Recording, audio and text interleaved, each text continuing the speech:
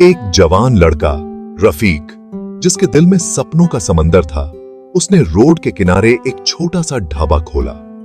उसका ढाबा एक छोटी सी झोपड़ी, बस कुछ मेज और बेंच से सजा था। वो सिंपल घर जैसा खाना खिलाता था, जो प्यार और ताजा चीजों से बना होता था। हर दिन वो सूरज निकलने से पहले उठता और बड़े ध्यान से अपने स्पेशल खाने बनाता था।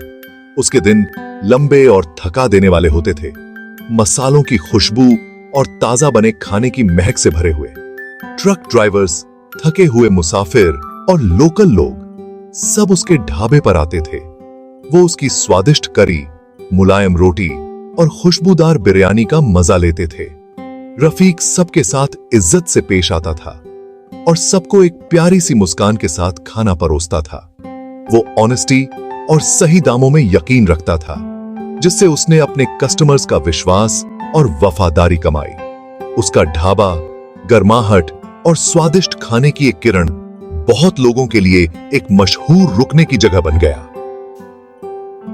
बहुत लोगों के लिए। मुंह की बात जंगल की आग की तरफ फैल गई और दूर दूर से लोग खींचे चले आए। रफीक का ढाबा, जो कभी एक छुपा हुआ हीरा था, अब चहल पहल का केंद्र बन गया था। उसके स्वादिष्ट खानों की खुशबू हवा में तैरती रहती थी, राहगीरों को अपनी ओर आकर्षित करती थी। उसकी कड़ी मेहनत और लगन रंग लाने लगी। उसने अपने मेनू में नए नए व्यंजन जोड़े, जो लोगों के मुंह में पानी ला देते थे। उसका ढाबा उसके खाना बनाने के हुनर का प्रमाण, क्वालिटी और स्वाद का पर्याय बन गया। लोग सिर्फ खाने के लिए नहीं, बल्कि रफीक के प्यार भरे मेहमान नवाजी के लिए भी आते थे। उसका विनम्र स्वभाव और सच्ची परवाह उसके कस्टमर्स के दिलों को छू जाती थी। उसका ढाबा आराम और संतुष्टि की जगह हमेशा हंसी और बातचीत से गूंजता रहता था। हर गुजरते साल के साथ रफीक का बिजनेस फलता फूलता रहा। उसने हर पैसा बचाया और अपनी कमाई को अपने काम को बढ़ाने में लगाया। उसने एक बड़ी जगह किराए पर ली और उसे एक शानदार रेस्टोरेंट में बदल दिया। रेस्टोरेंट बहुत खूबसूरती से सजा हुआ था, जिससे एक स्वागत करने वाला माहौल बन गया था। उसने और स्टाफ रखा और उन्हें वही क्वालिटी और सर्विस बनाए रखने की ट्रेनिंग दी। उसके कस्टमर्स उसकी ग्रोथ से खुश, उसके वफादार रहे। उसने और ब्रांचेस खोली, अपने खाने की खुशी पूरे शहर में फैला दी। रफीक, जो कभी एक छोटे से ढाबे का मालिक था, अब एक सफल रेस्टोरेंट वाला बन गया था। उसका सफर कड़ी मेहनत और लगन की एक प्रेरणादायक कहानी सुनाने लायक बन गई। सेक्शन 4, टैक्स चोरी का इल्जाम।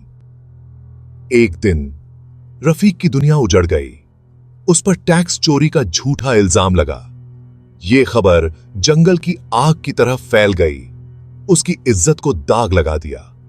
सरकारी अधिकारी उसके रेस्टोरेंट पर छापा मारने आए, उसके अकाउंट्स की जांच पड़ताल करने लगे। उसका बिजनेस ठप हो गया, उसकी मेहनत से कमाई इज्जत दांव पर लग गई। रफीक, जो एक ईमानदार आदमी था, इन झूठे इल्जामों से टूट गया। वो जानता था कि वो निर्दोष है और उसने लड़ने की कसम खाई। उसने एक वकील किया और कोर्ट में अपनी बेगुनाही साबित करने की तैयारी की।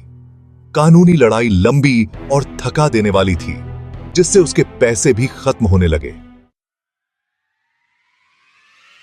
सेक्शन 5, इंसाफ की जीत हुई। पूरी परेशानी के दौरान रफीक ने कभी उम्मीद नहीं छोड़ी। वो सिर ऊंचा करके चलता रहा। उसे यकीन था कि सच्चाई की जीत होगी। उसने सारे जरूरी दस्तावेज दिए, जिससे उसका साफ सुथरा रिकॉर्ड साबित होता था। उसके वफादार कस्टमर्स उसके साथ खड़े रहे, उसकी ऑनेस्टी की गवाही दी। महीनों तक चली कानूनी कार्रवाई के बाद आखिरकार सच्चाई सामने आ ही गई। कोर्ट ने रफीक को बेगुनाह पाया और सारे इल्जामों से बरी कर दिया। इंसाफ की जीत तो हुई, लेकिन नुकसान हो चुका था। उसका बिजनेस बर्बाद हो गया था और उसकी इज्जत पर भी दाग लग गया था। अपने साम्राज्य को फिर से खड़ा करना एक मुश्किल काम लग रहा था। सेक्शन 6, सबके लिए प्रेरणा। हालांकि रफीक हार मानने वालों में से नहीं था। उसने फिर से शुरुआत की, अपने कस्टमर्स का विश्वास वापस जीतने की ठान ली। उसने अपने बिजनेस को फिर से ईंट जोड़कर बनाया। उसका हौसला बुलंद रहा, उसकी लगन रंग लाई। कस्टमर्स वापस आने लगे, उन्हें वही पुराना स्वाद और उसकी अटूट ऑनेस्टी खींच लाई। रफीक की कहानी कई नए उद्यमियों के लिए प्रेरणा बन गई। उसने साबित कर दिया कि ऑनेस्टी, कड़ी मेहनत और हिम्मत से बड़ी मुश्किल का सामना किया जा सकता है। उसका सफर, अदम्य मानव आत्मा का प्रमाण, हर वर्ग के लोगों के दिलों को छू गया।